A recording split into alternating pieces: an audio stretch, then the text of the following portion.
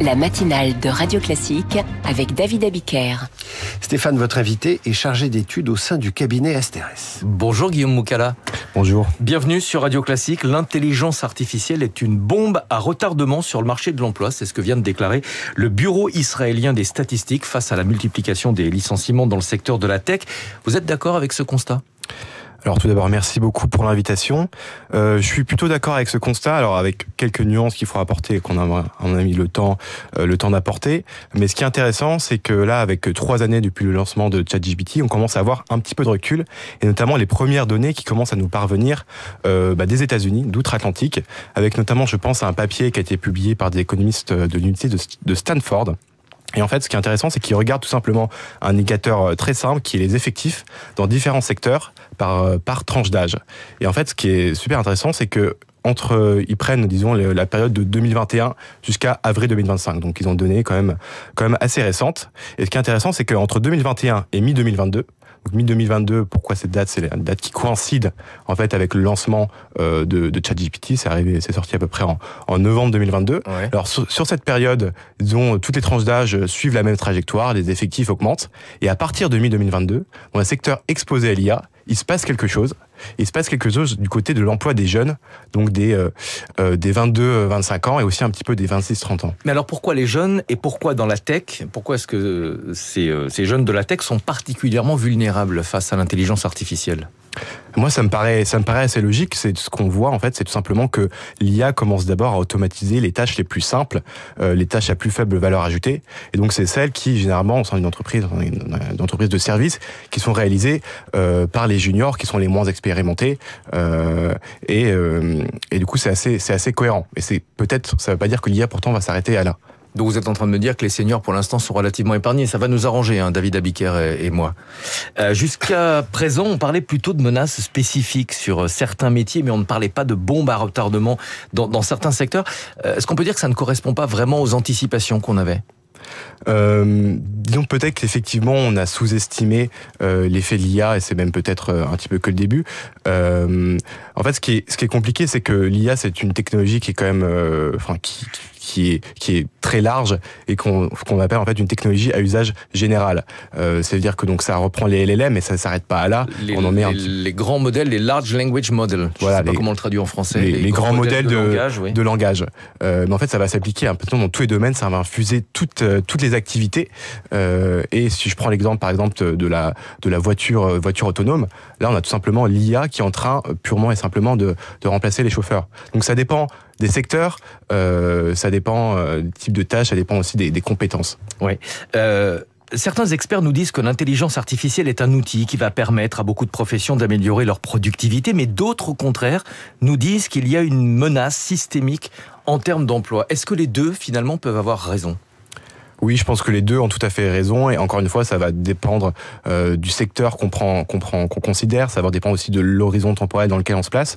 En fait, typiquement, pour schématiser, les technologies, les machines peuvent avoir 2 types d'effets. Un premier effet qu'on appelle un effet augmentation, où là, c'est exactement ce que vous venez de décrire. La machine est utilisée comme outil par le travailleur pour faire gagner en productivité.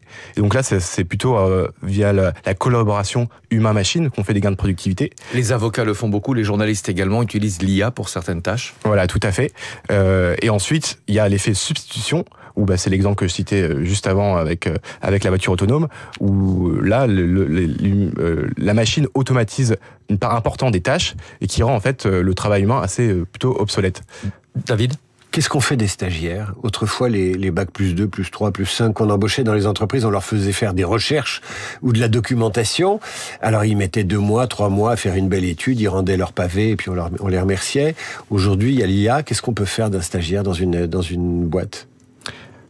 C'est justement une vraie question. Enfin, moi-même, dans notre travail, on s'est aussi posé la question s'il fallait plutôt recruter un stagiaire ou tout simplement solliciter une plateforme, un chatbot basé sur l'IA. Et ça pose un vrai problème qui est que, alors aujourd'hui, on voit que on a toujours besoin en fait d'experts pour utiliser ces outils d'intelligence artificielle. Mais comment en fait on fait pour gagner en expertise si on peut pas entrer sur le marché du travail dès le début. Donc ça risque de poser un paradoxe. En fait, vu qu'on laisse plus les jeunes entrer sur le marché du travail, on les laisse plus gagner en expérience et du coup ils ne peuvent plus profiter, réaliser ces gains de productivité grâce à l'IA. Et ils sont les premières victimes de l'IA. Historiquement, l'être humain a toujours été à la fois fasciné et inquiet face aux progrès technologiques, des robots dans les usines qui allaient faire disparaître les ouvriers, les ordinateurs sur les bureaux qui allaient faire disparaître les secrétaires. Vous n'avez pas le sentiment qu'on s'inquiète toujours de manière excessive face aux nouvelles technologies ? Si, peut-être, parce que, comme l'histoire a montré, la technologie, effectivement, dans tous les cas, a détruit beaucoup d'emplois, a rendu beaucoup d'emplois obsolètes, mais on en a créé de nouveaux, soit directement dans les secteurs concernés, mais aussi par des effets de déversement. Et donc, finalement, on arrive toujours à recréer de l'emploi, de l'activité, mais ça ne veut pas dire quand même qu'il y a une phase de transition qui peut être assez douloureuse entre l'ancien monde et le nouveau monde. Et c'est là où, effectivement, on a besoin de politiques publiques pour accompagner cette transition et la faire qu'elle soit moins douloureuse possible. Mais dans le cas de l'intelligence artificielle, est-ce que cette évolution n'arrive pas trop vite pour nous permettre de nous adapter ? Alors, et effectivement, c'est une des particularités de cette révolution numérique, je crois, notamment avec l'intelligence artificielle, c'est que ça se déploie très rapidement, tout simplement parce que c'est du software, hein, c'est pas des voitures qu'on a besoin de fabriquer, donc avec un long processus de production ensuite. ChatGPT, c'est tout simplement la technologie qui s'est déployée le plus rapidement dans toute l'histoire humaine, dans toute l'histoire de la technologie. Et effectivement,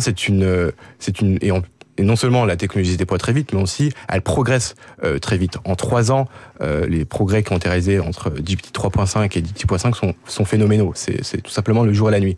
Et ça demande effectivement des capacités d'adaptation qui sont inédites. Merci beaucoup, Guillaume Moukala, d'être venu ce matin sur Radio Classique, chargé d'études économiques au sein du cabinet Asterès. David, je vous dis à demain, sauf si je suis remplacé d'ici là par une intelligence artificielle. Et vous êtes irremplaçable, Stéphane. Je vous dis rendez-vous demain 6h, à suivre les coulisses de la politique. Sébastien Lecornu encadre les avantages et privilèges des anciens premiers ministres. Marcelo Westred va nous en parler, mais avant cela, on parle français avec Karine Dijoux, Radio Classique.